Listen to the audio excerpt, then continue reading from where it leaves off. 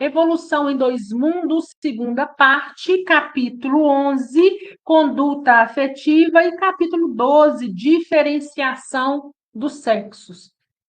No nosso último encontro, nós falamos sobre disciplina afetiva, né? Que disciplina era essa? Então, entendemos lá no nosso último encontro que essa disciplina afetiva, ela também tem muito a ver com o avanço, em que posição, quanto discernimento tem um determinado espírito, porque para adquirir essa disciplina afetiva, a gente precisa também adquirir discernimento.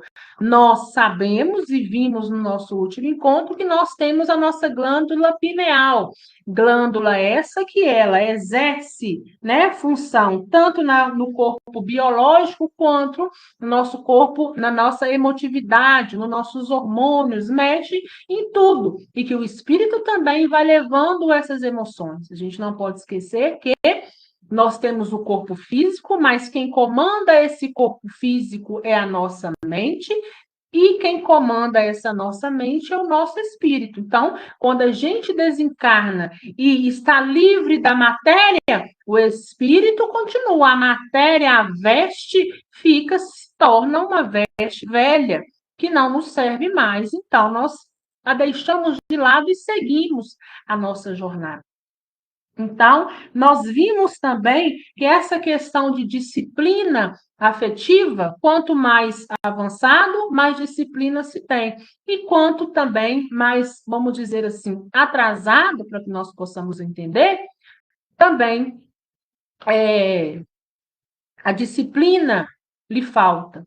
Nós falamos sobre aqueles que desencarnam e são, de uma certa forma, viciados nas drogas, vão se unir ao grupo no mundo espiritual, em uma cidade densa, umbralina, onde tem pessoas com esse sentimento, com esse vício. E que para a gente ter essa disciplina afetiva, nós precisamos passar pela despoluição dos nossos centros de vícios. Nós precisamos deixar para trás o vício no sexo, o vício nas drogas, o vício no álcool, o vício nos termos morais, o vício no egoísmo, o vício na falta de humildade, o vício na soberba, que está aí tão intrínseco e tão arraigado em nós. E às vezes passa até mesmo despercebido, porque a gente tende a olhar somente o que é vício material, mas nós esquecemos que tanto o vício moral quanto o vício material nós vamos levando conosco. Nós precisamos desfazer desse vício material e precisamos trabalhar em nós os vícios morais, que é isso que nós viemos buscar, nosso aprimoramento. Lá já na conduta afetiva, se lá nós falamos de disciplina entre os superiores, os espíritos superiores, vamos dizer assim, que já estão avançando, aqueles que são recém-chegados e que estão aprendendo a canalizar essas energias de outra forma, nós vamos falar sobre a conduta afetiva, que é o comportamento, né? Se precisa dessa disciplina, como se comporta diante dessa disciplina ou diante da indisciplina? Da indisciplina a gente já sabe, da forma mais vulgar que tem, tanto nas questões dos vícios materiais que vamos levando, quanto nas questões dos vícios morais também que vão levando. Então, é feita a seguinte pergunta para André Luiz: qual é a conduta afetiva entre as almas enobrecidas, entre as almas mais elevadas, entre as almas que já têm um certo entendimento? Como que é essa conduta afetiva?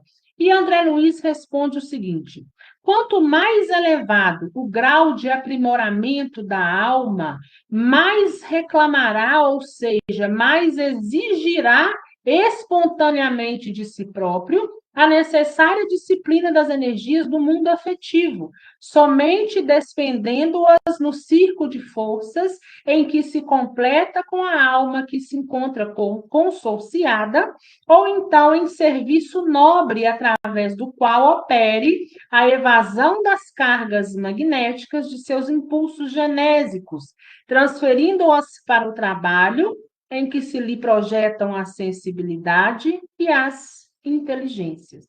Então, o que André Luiz está respondendo para nós? Olha, quanto mais elevado é esse espírito, né? Essa alma que chega ao mundo espiritual, mais disciplina ela exige de si. Então, quanto mais eu evoluo, mais eu exijo de mim disciplina, ou seja, eu preciso aprender a não viver de uma forma leviana. Eu preciso aprender a canalizar as minhas emoções, que não como na Terra. Porque agora eu não tenho mais corpo físico, e segundo, eu estou evoluindo. Então, se eu estou evoluindo, eu cobro de mim disciplina. Então, ele fala o seguinte, que as forças, ele somente dispensa esses circuitos de forças, e nesse circuito de força nós vamos colocar aqui, porque essa afetividade, ela nos sugere muito a questão sexual, e mais uma vez nós vamos falar sobre ela, né? Então, essa necessidade dessa sexualidade, né? O que eles fazem? Aqui está falando que ele somente despende, né, dispensa essas forças com quem ele encontra-se consorciado, ou ele pega essa energia e aprende a canalizar com cargas magnéticas, transferindo-a para o quê? Para o trabalho do coletivo, né? Então, Ana, então, se ele falou aqui que ele usa essas forças com aquele que ele está consorciado, de que forma? Então, nós precisamos abrir aspas aqui novamente para dizer: existem matrimônios entre espíritos? Existe, né? Mas não é da forma ao qual nós estamos acostumados na Terra. Um espírito pode abraçar o outro? Pode. Um espírito pode dar um beijo no outro? Pode. Um espírito pode morar na mesma casa, ali unidos, talvez como marido e mulher, mas entendendo agora como é o marido e mulher no mundo espiritual? Sim, pode. Quanto mais evoluído, mais longe dessa questão sexual eles estão, porque eles aprendem ali com a convivência mútua, eles continuam nutrindo aquele amor. O ciúme excessivo não se faz presente, mas já deixaram isso um pouco para trás. Então, a convivência por si só entre eles os faz tão bem que não existe essa necessidade do sexo como existe na Terra e nas zonas mais inferiores, mais densas e mais pesadas. Um grande exemplo que nós podemos citar sobre essa questão de sexualidade, mas então, Ana, como que se vive, né? Porque se está falando de casal, é natural que a gente pense também nessa questão sexual. Então, um grande exemplo que nós temos aqui na Terra são as pessoas que são casadas há muitos anos. Vamos colocar aí 50 anos de casamento, né? Então, a tendência é já estarem mais velhos. Então, muitos já têm aí em si uma incontinência sexual. Já não consegue ter forças igual tinha lá na juventude. Mas eles continuam juntos. A companhia um do outro é muito mais importante do que essa questão sexual. Sexo esse que talvez já não funciona mais em virtude do corpo, que já está degenerando, né? Mas eles ali continuam, eles ali têm uma cumplicidade, eles ali têm outros meios, têm outros caminhos de convivência que não seja, que não precisa, não tem essa necessidade, né, sexual. E isso é muito parecido com o que acontece no mundo espiritual. E nós também precisamos lembrar o seguinte: aquele que foi o meu cônjuge nessa encarnação, nem sempre será a minha alma afim.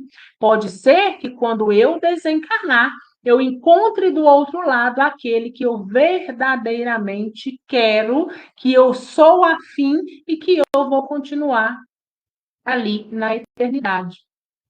Ele está lá, ele tem um nível de discernimento tão grande que quando o outro veio para a Terra para cumprir uma missão que não fosse com ele, ele está lá muitas das vezes ajudando aquele cônjuge a cumprir a sua missão, porque ele sabe que aquilo ali é momentâneo, ele sabe que aquilo ali é uma reparação que o cônjuge precisa para dar um passo a mais, e ele está ali o aguardando. Então, quando nas regiões positivas, nós precisamos deixar de lado essa questão da leviandade, essa questão do sexo a todo custo, essa questão do sexo dessa forma que existe aqui, né? Existe ainda o ponto, o centro de força? Existe, mas ele não é usado da forma em que é usado na terra, na carne, né? Isso é canalizado de outra forma. Ou canaliza-se para o trabalho, ou então juntamente com o outro, mas não necessariamente nessa questão sexual. Estar junto com o outro por si só basta. Isso acontece no plano físico, entre aqueles cujo sistema psíquico já se distanciou suficientemente das emoções vulgares, ajustando-se em complementação fluídica ideal às almas irmãs que se matrimoniam, né? Então, o espírito, quanto mais ligado à espiritualidade ele está, mais distante dessa questão sexual, dessa questão, né, que ele fala das emoções vulgares, está mais distante. Porque ele sabe que não é só isso. E nós aqui, eu acho que todos nós aqui temos maturidade suficiente, a gente sabe e entende que em um relacionamento não é só essa questão sexual. Um relacionamento é muito além dessa questão sexual. Mesmo porque um dia, né, essa vitalidade sexual vai se esvaindo mesmo, né? Pela idade, pelo tempo, o corpo não vai ajudando, as condições fisiológicas também não. Então, o outro permanece com aquele por quê? Porque decidiu que quer permanecer com ele, ainda que essa questão sexual não exista. Porque ambos juntos faz muito bem para o outro, ambos se complementam. Interrompida a aliança física na esfera carnal por interferência da morte, o homem ou a mulher, consagrados à sublimação íntima, se associam quase sempre à companheira ou ao companheiro, levados à viuvez, em construtivas simbioses, trocas de ação, seja no amparo aos filhos, ainda necessitados de assistência, ou na extensão de obras edificantes, porquanto os espíritos que verdadeiramente se amam desconhecem o que seja abandono ou esquecimento. Então, interrompida a aliança física, ou seja, se um cônjuge vai embora antes do outro, esse que estava aqui na Terra, ainda que ele não seja sua alma afim, mas ele vai continuar te dando forças para você completar a sua encarnação. Ele vai continuar te ajudando se assim vocês tinham filhos que necessitaria da ajuda dele. Ele vai continuar dando assistência, né? À medida que ele se recompõe, ele vai continuar dando assistência. Ele vai continuar também, é o que fala aqui ao final, dando prosseguimento em obras edificantes. Se eu não tenho filhos, não tem nada que faria com que ele estivesse aqui me ajudando de uma certa forma com esses outros, que nós né, abrimos as portas para que viessem para a Terra, ele vai continuar também no trabalho edificante ao meu favor, não me abandonando e não me esquecendo. Né? Mas isso não quer dizer, se ele não me esqueceu, então ele é meu espírito afim. Nem sempre, mas ele tem por você uma certa simpatia, né? Tanto tem que vocês tiveram uma vida comum. Então, aquele outro vai embora, o outro ainda fica, mas ele ainda continua dando assistência, ainda que não seja o seu espírito afim. Atentos ao mesmo princípio de aprimoramento, aqueles que se ajustam em matrimônio superior, ou seja, unidos pela afinidade, unidos pela elevação, no plano espiritual, permutam, né? Ou seja, fazem as próprias forças, troca as próprias forças em constante circuito energético, pelo qual atendem a vastíssimas obras de benemerência na criação mental de valores necessários ao progresso comum, dentro da euforia permanente que o amor sublime lhes confere. Então, eles estão ali juntos, trabalhando para os valores necessários, né? E continuam com a mesma euforia quando estão ali trabalhando juntos, né? O trabalho por si só permanece, o trabalho por si só permanece sobre esse amor, né? Então, e em lhes faltando a companhia, ou seja, se eu não tenho ninguém, se eu estou caminhando sozinho, se eu ainda não encontrei um espírito que eu quero continuar a eternidade como meu afim, se eu ainda não desenvolvi, se eu ainda não aprendi a deixar o ciúme de lado, o egoísmo, a vaidade em relação ao outro de lado, e estou seguindo sozinho, é o que ele fala. Se eles faltando a companhia por intermédio da qual se integra no mais altos locais de burilamento e beleza, mobilizam-se pega essas próprias cargas magnéticas criadoras em serviços à coletividade, com que se elevam mais intensamente na escala da sublimidade moral, ou então, o que é mais frequente, buscam olvidar, né? Eles esquecem as próprias possibilidades de maior ascensão, solicitando posições apagadas e humildes ao pé daqueles a quem se devotam, a fim de ajudá-los na execução das tarefas que lhes foram assinaladas ou no pagamento das dívidas com que ainda se oneram perante a lei. Que lei é essa? Lei de causa e efeito. Né? Então, quando você está no mundo espiritual, o seu comportamento, principalmente nessa questão afetiva, sexual, ou você vai ter um matrimônio espiritual que é diferente do matrimônio da Terra, e vai seguir com aquele espírito que é o seu afim, você vai aprender a canalizar as suas emoções, vão trabalhar juntos, vão estar juntos, ou então haverá também essa possibilidade da separação, né? Quando cada um está aí fazendo uma missão em que o outro não está incluído, outras vezes esquecendo, né? Esquece de você próprio para ajudar na coletividade, para trabalhar por aqueles que estão ali necessitando. Então, você vai dispensando tanta energia, tanta força no trabalho, que isso, de uma certa forma, vai se esvaindo, vai deixando de existir em cada um. Agora, nós vamos passar pela diferenciação dos sexos, capítulo 12, né? Então, a pergunta já feita de início para André Luiz foi o seguinte: como se iniciou a diferenciação dos sexos, né? Quando que tudo surgiu? Quando que veio essa questão masculino e feminino?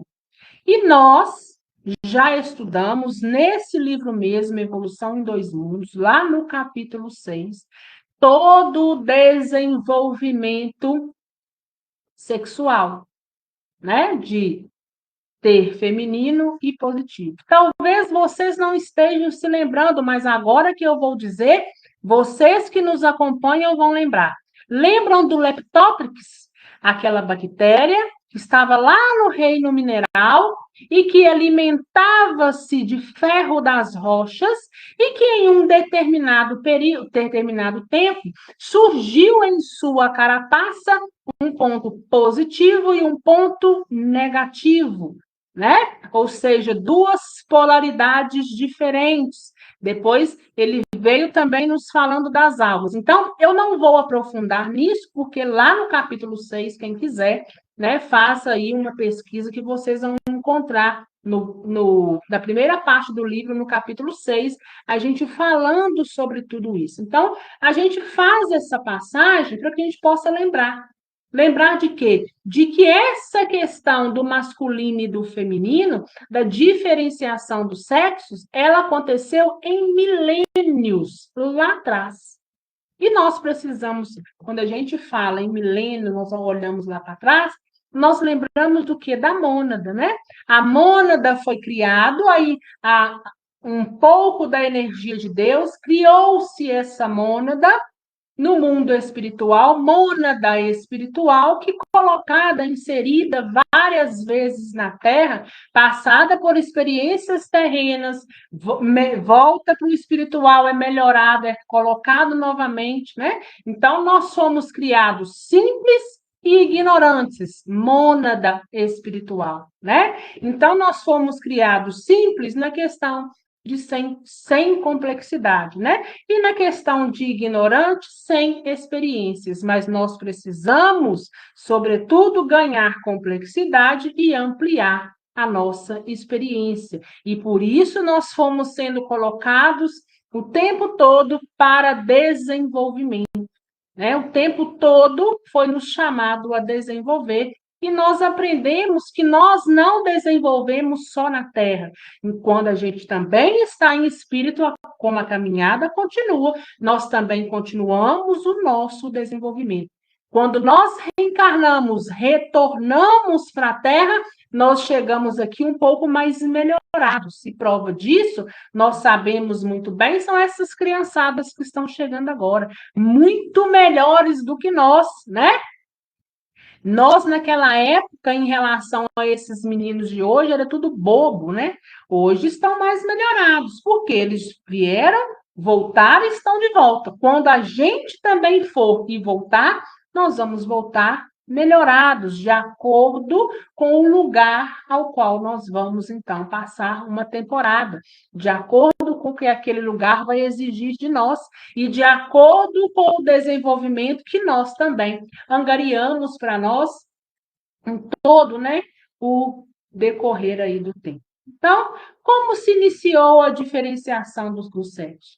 Os princípios espirituais, nos primórdios da organização planetária, traziam na construção que lhes era própria a condição que podemos nomear por teor de força, ou seja, a mônada, quando iniciou lá no começo de tudo, quando ela é criada simples e ignorante, ela já vem trazendo em si um teor de forças, ainda que não tenha esses dois polos, positivo e negativo, masculino e feminino, ela já tem esse teor de força, expressando qualidades predominantemente ativas ou passivas. E entendendo-se que a evolução é sempre sustentada pelas inteligências superiores, ou seja, nós não estamos fazendo nada sozinho, nada está se desenvolvendo sozinho. Em movimentação ascendente, ou seja, nós estamos movimentando para crescer, né? A gente pode estagnar, mas retroagir jamais. Nós podemos até parar em um certo ponto, mas a nossa tendência é a ascensão, é cada vez nos desenvolvermos um pouco mais. Desde as primeiras horas da reprodução sexuada, começou, sob a direção delas, a formação dos órgãos masculino e feminino. Quando ele fala aqui, né, essa questão, que começou essa questão da reprodução sexuada, a gente lembra lá do leptótero, a gente lembra das algas. masculino e feminino, que culminaram morfologicamente nas províncias genésicas do homem e da mulher da atualidade. Então, desde lá do Leptotrix, quando começou na carapaça daquela bactéria o lado positivo e negativo, nós fomos nos desenvolvendo ao longo dos milênios até chegar ao que hoje nós conhecemos de masculino e feminino. E não é somente, né, nós, homens, é que temos essas condições de falar masculino e feminino. Nós sabemos que os bichos também carregam isso consigo, assim como também algumas plantas. Quantos aí de vocês já não viram os mais velhos falar assim, essa planta aqui é fêmea, essa planta aqui é macho, né? Então, as plantas também carregam essa característica, né? Ou seja, um princípio espiritual lá no vegetal também vem trazendo essa característica. Não podemos esquecer, porém, que o trabalho evolutivo no aperfeiçoamento fisiológico das criaturas terrestres ainda não foi terminado, prosseguindo como é natural no espaço e no tempo. Então, ele está dizendo para a gente o seguinte: olha, não se esqueçam que a evolução ela vai continuar. Então, vejam bem como iniciou-se o ponto positivo e negativo lá no Leptotrix. Olha como veio se desenvolvendo. Nós não chegamos ainda aonde nós queremos chegar, que é lá na classe dos espíritos puros. Nós ainda vamos passar por inúmeras oportunidades e inúmeros desenvolvimentos. Então, não achem que vocês, que nós que estamos nessa condição hoje, estamos parados e que assim vai ser. Porque à medida que nós também formos evoluindo, essa questão de positivo, negativo, de macho e fêmea, de feminino e masculino, tende também a ir tomando outra proporção. A gente olhando lá para essa questão das plantas até chegar hoje no homem, a gente vê o quanto cresceu, o quanto evoluiu e o quanto mudou. Então, a tendência é que daqui para frente, como nós também ainda vamos caminhar muito, é que muito se mude, é que muito se altere, né? Quanto à perda das características sexuais, então, ou seja, quanto a essa necessidade de apresentar-se no masculino e no feminino, no homem ou na mulher, estamos informados de que ocorrerá espontaneamente quando as almas humanas tiverem assimilado todas as experiências necessárias à própria sublimação, rumando após milênios de burilamento para a situação angélica em que o indivíduo deterá todas as qualidades nobres inerentes à masculinidade e à feminilidade refletindo em si, nos degraus avançados da perfeição, a glória divina do Criador. Então, ele está dizendo para a gente aqui que quando a gente, nós que hoje aqui estamos humanos, né, aprendermos a assimilar todas as experiências necessárias, nós não vamos ter essa necessidade, né, de nos mostrar, de estarmos no feminino ou no masculino. Né? A gente sabe que espírito não tem essa questão sexual, mas ainda nas missões, ainda nas reparações, a gente vem ora masculino, ora feminino, mas vai chegar uma hora, né? E que hora é essa? Quando a gente já estiver passado, né? Assimilado e a gente estiver com o aprendizado necessário, com as experiências necessárias para o nosso próprio crescimento, né? Isso aí vai demorar milênios. Quando a gente atingir a situação angélica, o que que vai acontecer? A gente não vai ter mais essa necessidade, né, do masculino, de ter que estar no masculino ou feminino, porque todas as características inerentes a ambos nós já vamos ter aprendido a desenvolver em nós. É imperioso reconhecer, contudo, que não podemos ainda, em nossa posição evolutiva, formular qualquer pensamento concreto acerca da natureza e dos atributos dos anjos, nem ajuizar quanto ao sistema de relações que cultivam entre si. Então, ele está dizendo o seguinte: olha, nós sabemos que muito vai se modificar. nós já sabemos que não é como a forma humana. E quando a gente crescer, quando a gente chegar lá nessa questão angelical, muito vai ter mudado, vai ter crescido e vai ter alterado. Mas hoje, nós, em relação a eles, nós não temos o discernimento necessário para entender como funciona até lá. É necessário caminhar mais um pouco. Que nossa evolução se faça constante, que nós possamos ter o discernimento cada um necessitar, porque aquilo que às vezes eu preciso aprender, o outro já sabe, aquilo que às vezes o outro não sabe, eu já sei, então cada um precisa de um discernimento diferente, mas que Jesus possa derramar sobre nós as intuições necessárias, os caminhos, abrir à nossa frente os caminhos ao qual a gente precisa seguir, sem esquecermos jamais que Jesus é misericórdia e ao que a oportunidade sempre nos será dada. Alguma dúvida, gente?